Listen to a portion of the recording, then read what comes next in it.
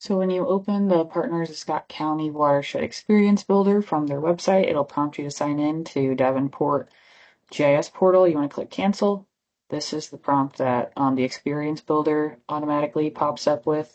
Sometimes it beats the GIS portal prompt from Davenport. Just to remind you that you do not need to log in. And it also lets you know that doing this on a laptop, desktop, or tablet is the best because the phone screen can be a bit hard to navigate the map and the filters and the table, and sometimes it can take a bit to load. So click OK.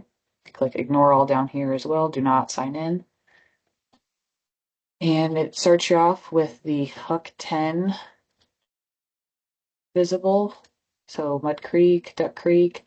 If you go over here to these three little boxes, you can check out the legend. It explains the colors and all that. And these colors stick with the Huck 10. Even when you switch to look at the Huck 12. So I turn off Huck 10, turn on Huck 12. As you can see, Upper Duck Creek and Lower Duck Creek is still green because that is the Huck 10. This is just showing you the breakdown of the Huck 12. I'm going to go ahead and turn on Huck 10 again, turn off Huck 12, and I am going to start using the Huck filter. So I want to look at, let's say I want to look at Mud Creek. I'm going to click right here. You can click more than one. It'll just populate a lot of data, and that will take a bit to load. You can do it, just keep in mind it might take a bit longer to load down below. Click apply.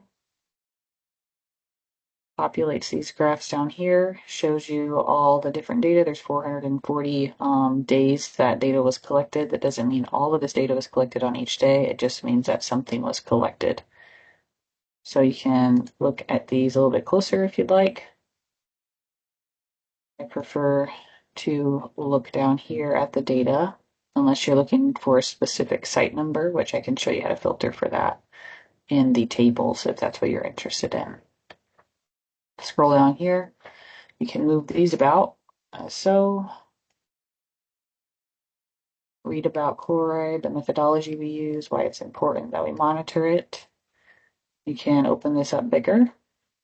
You can zoom. I'm going to look at these years. That'll open that up for you. You can go ahead and zoom back out automatically.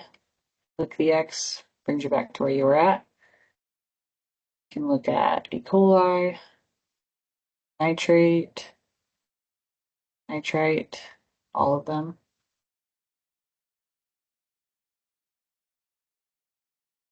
If you'd like to filter, that is an option, or if you'd like to add the statistics, I mean. So you can go ahead and click ammonia, and it'll give you some of the basic statistics about ammonia based on what you filtered for. It also populates this table down here, so it's the map filter results. So whatever we filtered for up top, that will populate these results down here so that you can go ahead and export if you'd like to use that data for your own research. You can filter if you'd like to only look at the years greater than, I clicked month, let's see, year is greater than.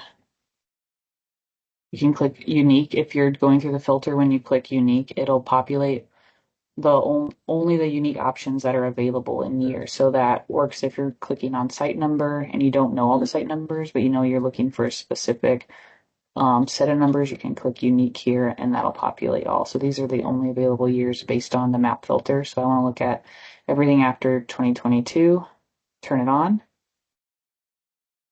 and that'll repopulate all of this above as well. And you can look through all that. So there's going to be less data because there's less years. And let's see what else we got up here. Water temperature. Is there any E. coli collected? Oh, there was no E. coli collected for this Mud Creek is what we filtered for after the year 2022. So you'll get invalid chart or no data available to display if there's not enough data for them to create the graphs. So now that we've looked at that, let's go back up and check out some other filter features. So you want to reset it. It sets it back to 0. And all that same stuff applies for the HUC 12. So I can go ahead if I like to visually look at what I'm interested in. You can use that. If you want to type in a specific address where you live, maybe I'll just do Harrison Street. Let's see what we have here. So right off of Harrison Street, all of this, all of these data points are right in this area. If that's what you're interested in. Say you live in this neighborhood. And this is where you might want to go ahead and use the spatial filter, which you can hover over this to read more about. Same thing up here. You can go ahead and hover over this green icon to read more about it. And you want to look at all the snapshot data, which is the data that's visible and red. You want to go ahead and use the selection feature. You can use a lasso or a rectangle. This is how the lasso works. You go ahead and click multiple points encircling what you're interested in, and then double click at the end. It'll select all that. There's 178 records selected. You want to go ahead and click apply.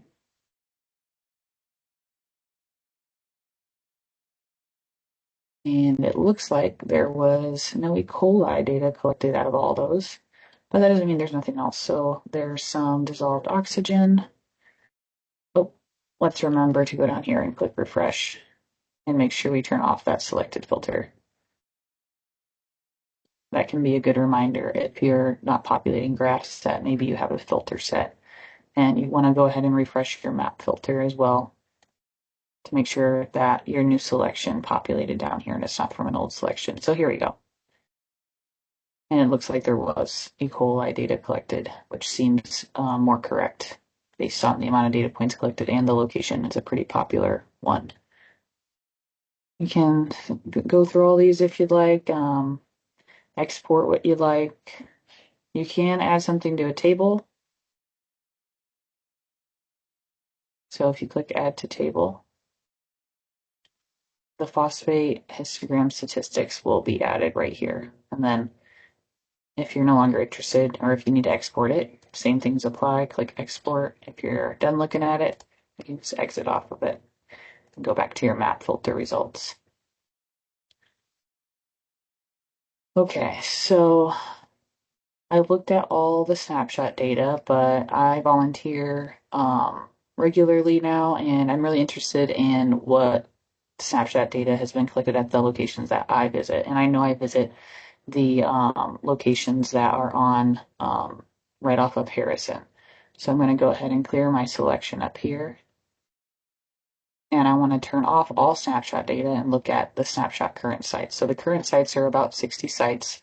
And there's that one point where I know that I've collected some data when I volunteered. And I would like to go ahead and see what data has been collected there. So I highlight my current site, make sure that the current site is selected here as well. If you click all snapshot data, it will collect the data for all those points that we just saw because the map knows that all that data is there. It's just hidden from our view. So you have to make sure what you're looking at over here, snapshot current sites, matches what you have chosen as a filter layer and what you see highlighted here, which is the purple. Click apply. Looks like there's 74, which is a good amount for this location. For just choosing one spot. It's been used since, looks like 2004, so it's a very popular place that we collect data. And you can go ahead and do all the same things as before. Export, filter, scroll through all the different spaces that we've collected data at. There's no filters on. So we've only collected ammonia data from 2021 to 2025. That is how you can use the map filters up here. You can go ahead and reset that and exit out of your selections and scroll these around.